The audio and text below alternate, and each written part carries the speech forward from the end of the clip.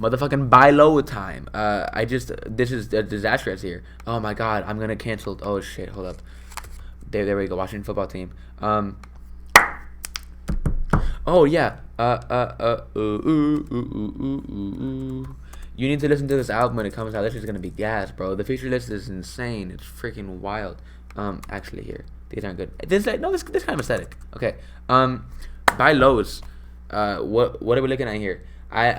No, these aren't necessarily buy lows. I mean, they kind of are, but they are trade targets from week 1, guys that you can get on the cheap. Got it for cheap, like your 2004 Pusha T, in clips. So not Najee Harris, right? Najee Harris was the only Steeler. Am I recording? Obligatory. Am I recording? And here we are. Najee Harris was the only Steeler to record a carry, and he had 16 of them. He had 3 targets. He was the only running back to catch a pass. This is looking more like the Lev Bell role than it's not looking like the Lev Bell role. He's built for the role. He's not an incredible prospect, but he's not bad. Kind of overrated, but he's looking like a true workhorse with just 5.9 points. Some managers might panic, and they can get it for the cheap. Get it for cheap.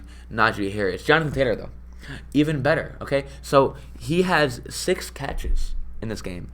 And he was more efficient on these opportunities than Nyheim Hines, who was the fucking pass catcher, right? He has 17 carries, the offensively competent, and Marlon Mack, 0 fucking touches. 0 of them.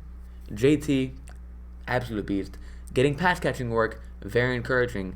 This is looking like a true top 5 ceiling for JT, and a locked and loaded RB1 every week. If he's getting this pass catching work, go ahead and pick him up for the cheap, because I mean, he didn't score a touchdown. He had a great game, but he didn't score. So I see better days ahead for Jonathan Taylor, and I'm very bullish on him. Okay, Justin Jefferson.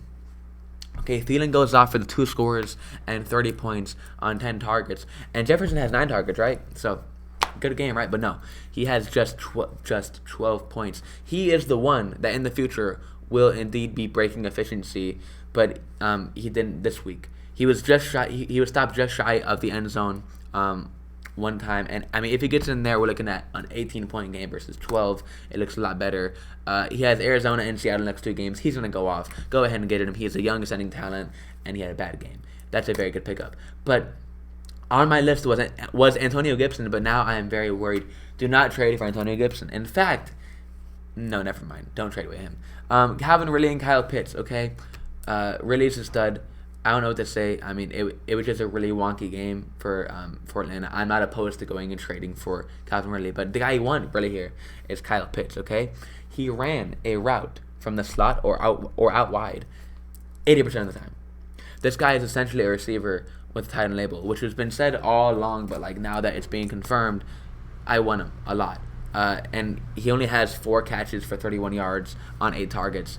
Go ahead and pick him up. He's going to be a fringe top 3 tight end this year, flirting with the elite tier potentially. So go ahead and pick him up. Allen Robinson, he has 11 targets with a 30% target share, but he didn't put up a good game because the Bears suck ass.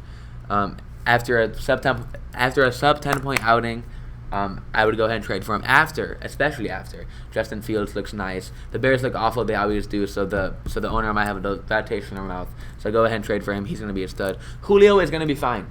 Okay, guys, Julio is gonna be fine. He had 6 targets, so it wasn't awful. He wasn't great, but I mean, come on, it's Julio Jones. He was wide receiver 14 last year in points per game. Prior to that, he was a top 7 receiver for 6 straight years. Julio Jones is an all-time talent. Okay, just last year, he was 4th in yards per route run, a very predictive efficiency stat, and he has a very good quarterback this year.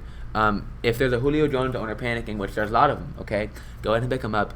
I expect wide receiver 2 numbers or better going forward for Julio. Not worried at all. So those are how many guys? 1, 2, 3. Oh, I'll also throw in like Brandon Ayuk. I just did a video about him, but I'm bullish on him as well. Yeah, so those are some guys you should go trade for because they're all studs and they're all undervalued.